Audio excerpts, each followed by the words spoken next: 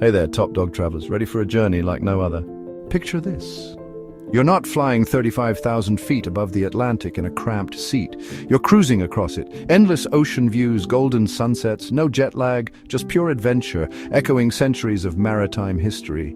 Because this isn't just a vacation, it's a voyage. Today, we're diving deep into the past, present and future of transatlantic crossings.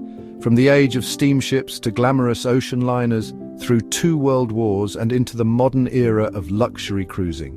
We'll also make unforgettable stops in Ponta Delgada, Funchal, Gibraltar, and finally the vibrant heart of Barcelona. So grab your life jacket of curiosity, let's set sail. Long before air travel, the Atlantic Ocean was the ultimate frontier. In 1838, the SS Sirius made history as the first ship to cross the Atlantic under steam power. She departed Cork Island and reached New York in 18 days and 4 hours. She ran mostly on steam but had to hoist sails partway through when coal supplies ran low. Still, she beat the purpose-built Great Western by a day, and the age of steam travel was born. What followed was a wave of ambition. Immigrants chasing dreams, aristocrats chasing fashion, merchants chasing fortune. By 1907, the RMS Lusitania, powered by cutting-edge steam turbines, could make the crossing in just over 4 days, nearly 5 times faster than the Sirius.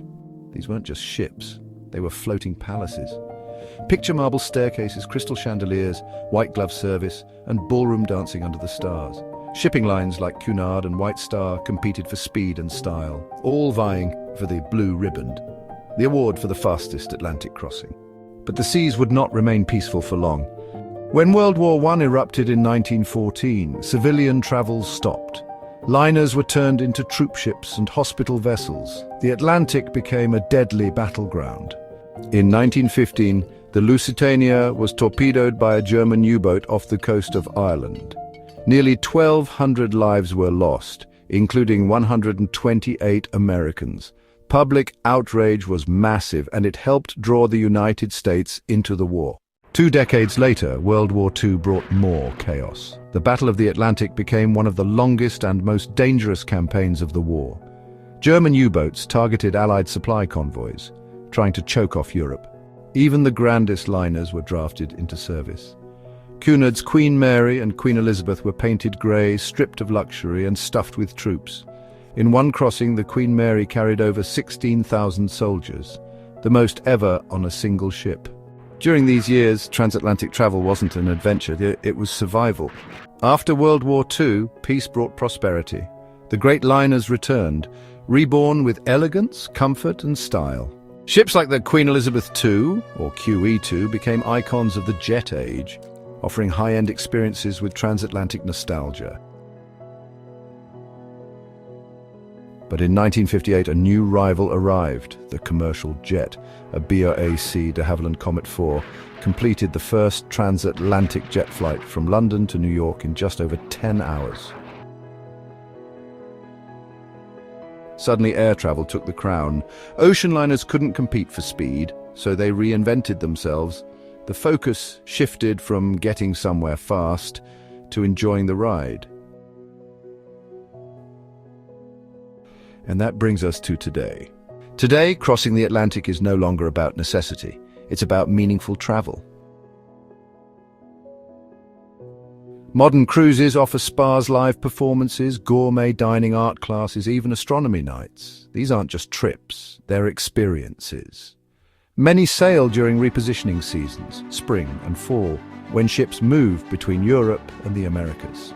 Our route, we're setting off from the east coast of the US, ports like Miami, Fort Lauderdale or New York, and making our way to Barcelona. Along the way, we'll stop at 3 unforgettable destinations. A volcanic paradise with deep maritime routes, these islands once served as critical refueling stops in the age of coal-powered steamships. Here on São Miguel, the largest of the Azores, adventure awaits. 7 Cidades, twin crater lakes wrapped in misty cliffs and local legends. Terra Nostra Park, home to geothermal hot springs, and a 200-year-old botanical garden, whale watching. The surrounding Atlantic waters are teeming with sperm whales, dolphins and orcas. Local delights, try Cozido das Furnas, a traditional stew cooked underground using volcanic heat. Next, we sail southeast to Funchal, the capital of Madeira, a lush, mountainous island known for its wine, flowers, and breathtaking views. Monte Palace gardens, exotic plants, serene koi ponds, and art-filled paths glide above terraced hills and winding streets. Funchal Cathedral, dating back to the early 1500s, one of Madeira's oldest landmarks. Old town alleyways transformed into open-air art galleries. Madeira wine, a favorite of America's founding fathers. Yes, George Washington loved the stuff. Our final stop before mainland Europe, Gibraltar, the mighty rock at the gateway to the Mediterranean. British since 1713, this tiny territory has played a huge role in Atlantic history. Once a crucial naval base and coaling station for transatlantic steamers, Gibraltar's strategic importance has made it a crossroads of empires for centuries. But here's what many don't know. The rock hides over 34 miles of tunnels, built during World War II as a secret military fortress. During the war, it served as a base for Allied operations across the Atlantic and into North Africa. Some transatlantic cruise routes still include Gibraltar, not just for history, but for panoramic views from the top of the rock where Barbary macaques, Europe's only wild monkeys, roam freely. History and nature? Gibraltar's got both in spades. At last, the Catalan coastline comes into view, and we dock in Barcelona, where the journey ends with colour, flavour and passion. La Sagrada Familia Gaudi's jaw-dropping, still unfinished masterpiece. Park Güell, a candy-coloured dreamscape of mosaics and greenery. Las Ramblas, a bustling boulevard filled with performers, artists and tapas bars. Tapas seafood sangria. Need we say more? Barcelona isn't just the end of the trip, it's a full-on celebration. What's next for these ocean-spanning journeys? Greener tech, hybrid engines, LNG fuels, wind assist sails. The future is cleaner. Longer immersive itineraries. Think mini world tours with cultural deep dives. As travelers seek more meaningful escapes, ocean crossings are making a comeback. Even luxury expedition lines are getting in on the action, blending adventure, education and elegance in one unforgettable journey. So there you have it, top dog travelers, a voyage across time and tide. From steamships to superliners, from battlefield to bucket list, the transatlantic cruise is one of the greatest stories in travel history. And now it's your turn to be part of it. If you enjoyed this journey, be sure to like, share and subscribe to Top Dog Traveler.